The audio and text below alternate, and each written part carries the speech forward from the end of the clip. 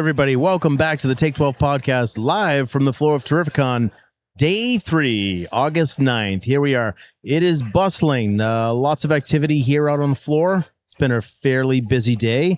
We've had a lot of guests dropping by the booth, creators, writers, authors, chocolatiers, and this gentleman is no different.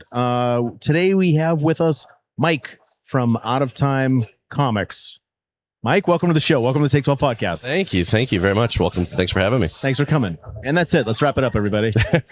Very nice. Good show. Good show. Mike, tell us about your company, how you got started, and what brings you to Terrificon. Sure. So I'm the creator and publisher at Out of Time Comics. I write graphic novels, superhero comedies, mashups of video games and slasher killers. I also write books about movies. Got started, I was writing some prose novels for a few years, and I got really tired with that. I don't have the patience for that. And so I've been collecting comics pretty much my whole life. So started doing comics about 6 years ago now. Been doing conventions ever since. Terrificon, one of my favorite conventions. I've been doing it for the past 4 years. So I'm always coming out and, trying to spread the word about the books and meet people and have a good time. What's your most current book that you have right now? My current book is called The 8-Bit Slasher. It is about a video game slasher killer that gets pulled out of the video game into the real world, starts killing college students. They have to try and survive not only him, but the rules of the video game that follow him into the real world. So it's video games meets slasher films meets meta comedy. And it's been really a huge seller for me at conventions. Basically, I tell people the concept and they're like, shut up and take my money, which I will happily do. So I came up with a similar project, but it's post-grad students that get killed by people from the Sega Genesis platform. Perfect. So that's fine. I'll throw it. I'll scrap it. I'll do something new. Yeah, I mean, listen, maybe we can do a crossover or something. You know what I mean? There's room for everybody. Yeah, exactly. There's room for everybody. Are you self-published? I am. Well, sort of. Yes and no. So I generally do everything. I fund everything through Kickstarter. But 8-Bit Slasher actually got picked up by Source Point Press. They're going to have it in the catalogs in November, and it's going to be hitting comic stores, bookstores, and Amazon and stuff like that in January. So I actually went back and created an expanded edition for that. We had to increase the page count. So now the current version has the original 52-page story plus a 10-page bonus story and a nice art gallery. And so that's available through my website, but it'll be available nationwide come January. That's incredible. Yeah, thanks. I mean, seems like a really cool concept. I love that artwork too. Yeah, that's been a big that's the new artwork for the new version, and that's my convention exclusive cover. But that's been it's been a hot item, I will say, at Terrificon this weekend. That's very cool.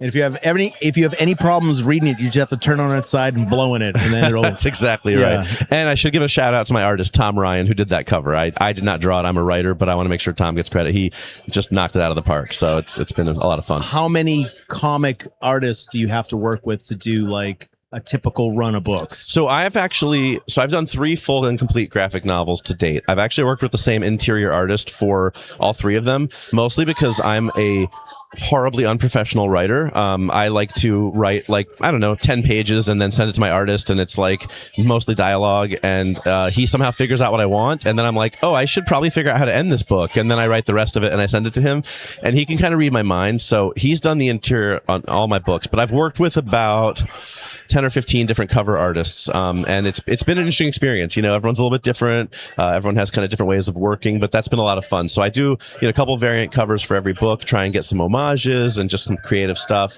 But I have a real good partnership with my interior artist, so I'm keeping that going for the time being. So I have no idea what this comic's gonna look like. Kirby, you fucking figure it out. It's a little bit of the Stan Lee, Jack Kirby method. So yeah, that's not inaccurate. So we had some guys on earlier that said they had a guy that drew incredible covers, but he couldn't do so is that a thing? It really is, yeah. So it's funny because people... What does it mean? You can't draw to scale? Well, what the problem is that people can draw great covers with like fantastic poses and dynamic artwork, but when they need to tell a story and they have to be able to draw things like a car or a restaurant or a plane or things like that, they can't do that. Or if they can draw that stuff, even then, like their ability to kind of lay out a panel where you can tell what's happening in the story from panel to panel. Right. If it's not like superheroes posing, they can't really convey that story well. Yeah. And that's part of what I love about my artist is he can do the big splashy stuff, but he also can write, he can draw a page of 2 people talking and having dialogue and make it interesting. And that's a real talent, I think. Right. So it's a step beyond storyboarding. Yep, And you have to convey emotion with all of the imagery. exactly. I think it's interesting how there's so many different kind of unique like expertise amongst the comics. Like, I didn't know that somebody couldn't draw interiors, Yeah. and somebody could only draw cover. I just assumed you could, I mean, I think most artists try to do both, but I think some of them, like, I get a lot of people, a lot of aspiring artists at conventions who'll be like, what advice do you have for me? And the thing I'll tell them is like, learn how to draw cars, because nobody can draw cars, and just learn how to tell a story. You know what I mean? It's great if your drawings look pretty, but if you can't convey, that in panel 1 a guy walks into a bank, and in panel 2 a bank robber walks in, and in panel 3 this superhero shows up, then it doesn't do me any good. right? And what do you think? Does it normally start with like a great cover, or somebody says, "Hey, I got this kick-ass cover that we should do," or is it always the storyline that informs it and work its way backwards? For me, it's the storyline first, right? I usually come up with a concept for the book, and then I start writing it. We work on it, and the covers are kind of the last thing I put together.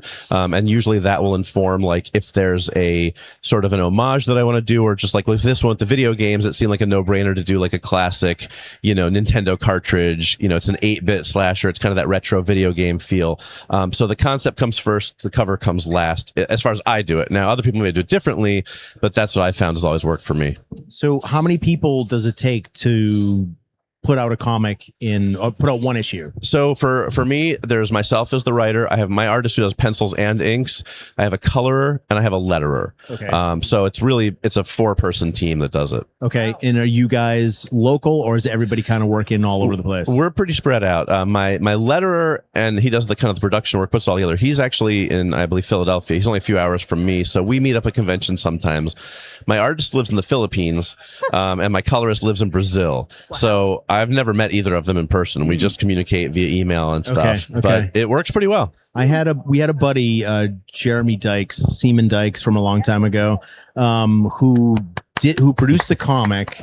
And the gentleman was from the Philippines. That article was incredible. It was like a Moana type, like warrior type story, Mm-hmm. right? Remember that? Yeah, I wish I knew the name. I'd pull it Well, up. we did the episode too. That was a very cool storyline. But yeah, and I'm always curious how like that workflow happens. Yeah, you know, it's pretty much, I write the script, I send it to him, he sends me back thumbnails, just kind of rough sketched out pages to make sure that he's capturing, because again, I don't do like very detailed. Some writers will be like, medium shot, 2 characters, this and that. I'm like, here's a bunch of dialogue, and also a guy punches another guy.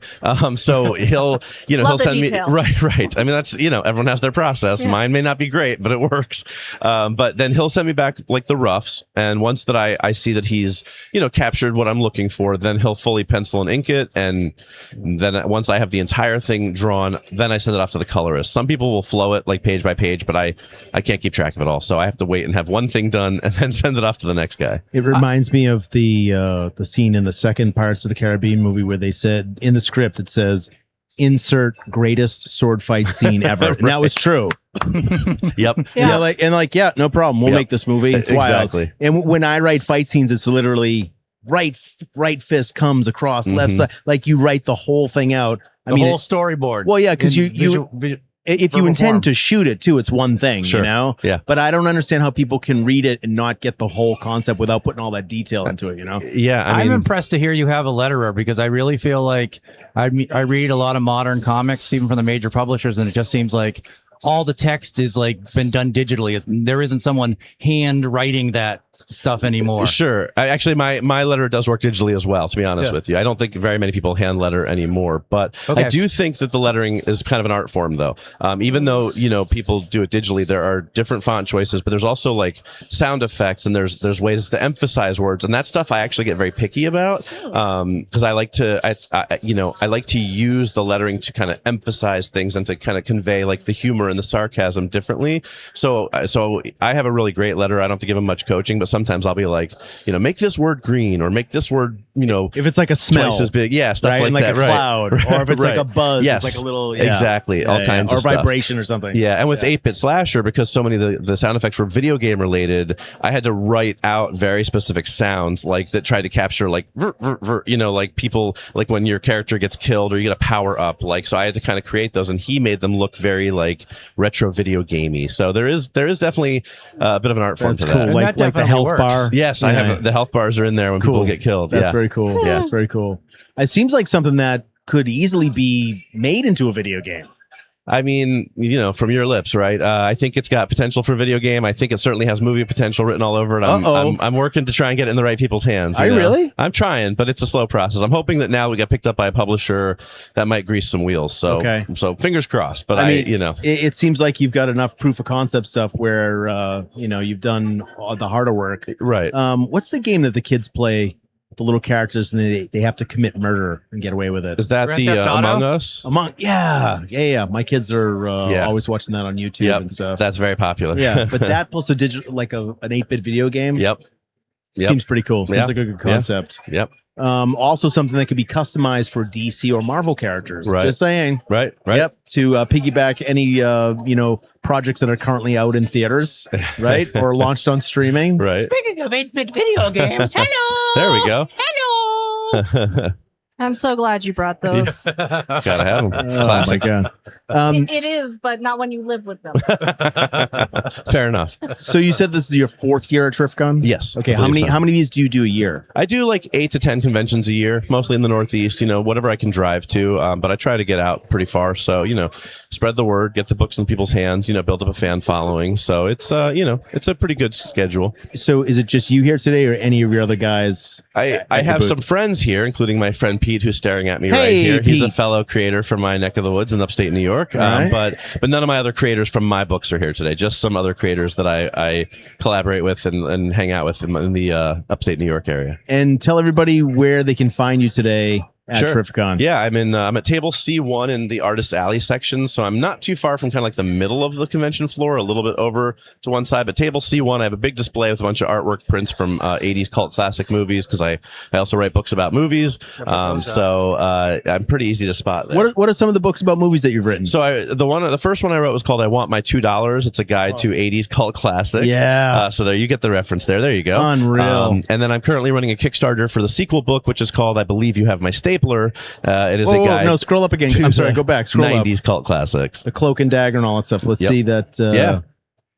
What? And where can we find that? So right now, I'm running a Kickstarter Okay. for the new book. You can get both books through the Kickstarter. Okay. If you go to Kickstarter and search for either my name, Mike Spring, or you search for "I Believe You Have My Stapler," or you can go to tinyurl.com/stapler90, and you can find it. So you can get both of the books there. So yeah, this 90s one I'm very excited That about. looks terrific. Yeah, it's got some really great movies in it. Got a few exclusive interviews. So I'm really psyched for it. I'm curious to check out the I Want My $2. Yeah. Love it. Yeah. You can't see Paperboy without referencing that. There you know? go. See? Problem is there's no more Paperboys anymore. No. So just to add a few things, Yeah, one of the go ahead. reasons why I pulled him in is he had these really cute, adorable signs saying, "Please come talk to me, please," true. Which I just couldn't help but It not worked. ignore. It does. Yeah, yes. he's just silently holding these little signs. Yeah. And they It were says, "I super will cute. not pressure you. Come take a look," because a lot of people at comic conventions that they don't want to get, used car salesmen. They don't want to get yelled at. They don't want to get carnival barked at. And some people are introverts, and I recognize That's how we got that. Marcus. Right. So I figure, like, if you want to, but I got to get people to my table also, or I can't make any money. So I figure, look, I'll let you know that I'm not going to pressure you to buy anything. You come take a look. I tell you about the books. If you're not interested, I let you go on your way. And if you are, because I have, I think, pretty good products, then everyone's happy. So And it's different Yeah. too. Yeah. That was the biggest thing. it does get a lot of people's attention. So it's it's kind of a win-win. And you don't have to lose your voice while doing it. That is a big thing, because after 3 days, it does. You can hear it even now just from talking to people. I'm not at 100% voice wise. So Also, I have to say we have been enjoying your shirt. Thank I thought I'd you. wait till the end Yeah. of it to Thank you point so out much. the I'm so Pedro glad. Pascal. I'm so glad that you brought that up. So clearly, you're a huge fan of Brendan Wayne's. Yeah, well, you We know. love to see everyone supporting Brendan Wayne. Yeah, So yeah. great. He's great in The Mandalorian, great in Mandalorian and Grogu. Yeah. What a guy. He's great in everything. And I wear the shirt unironically because I love Pedro, but I also love, like, Teen Bop magazine type stuff and all that type of thing. Like, so I love that this is like an 80s teen idol, Right. mashup, but it's also Yeah. Pedro, who's awesome. So this is It this looked is great. true love. Silk screened on the newest Spree bags. right. Exactly.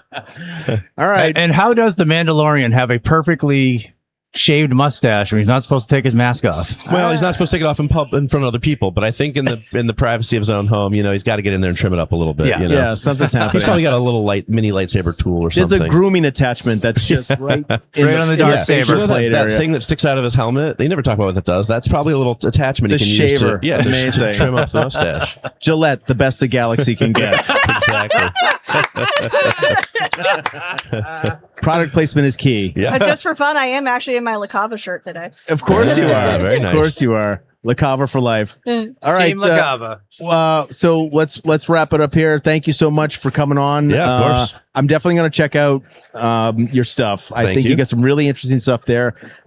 Great to have you at the show. My please, pleasure. Please come down and see him. He's still here until 5. We Yes, still I got some am. time left. Okay. C1. If not, C1. check him out online. Give us your website and Sure. your socials one more time. It's www.outotimecomics.com, and it's all my socials are Out of Time Comics. It's just like Back to the Future, OUTTA comics.com, or again at the social at Out of Time Comics. Sorry, Yeah. No, I'm you getting get hazed hijacked by Santa I'm getting Claus. hazed by Santa Claus. You can't turn The Santa operative Claus word is down. hazed. Yeah. When you get what you deserve. All right, Santa, Have you been a good out of the little program. boy? Take us out of the program. Say, thank you for watching the Take 12 podcast. And if you don't, you know what's going to happen. Go ahead. Thank you. Over there. I don't know. Where Thank you for watching the Take 12 podcast. If you don't, you're going to end up on the naughty list. Thanks so much. Thanks, Santa. Appreciate it. Thank you so much, Mike.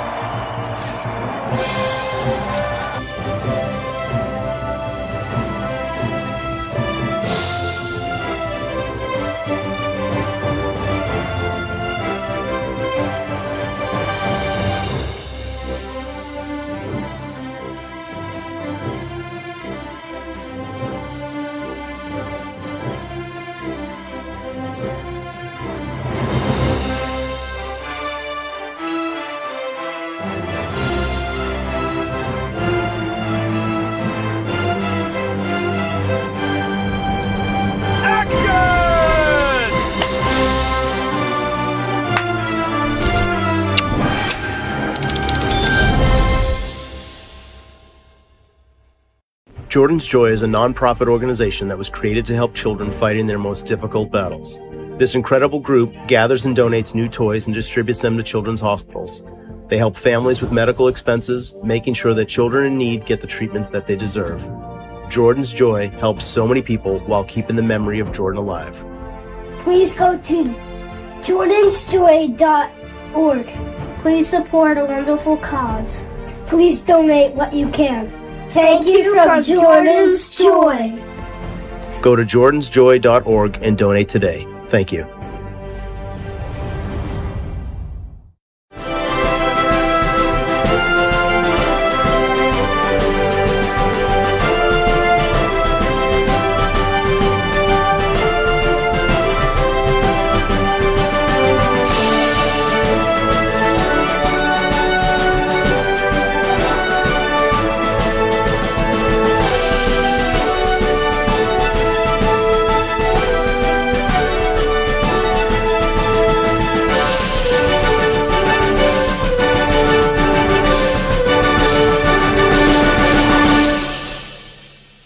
We're the largest military prop rental company in New England, but that's not our secret. The secret is we literally do everything else too, like full movie production, custom sets, viral content.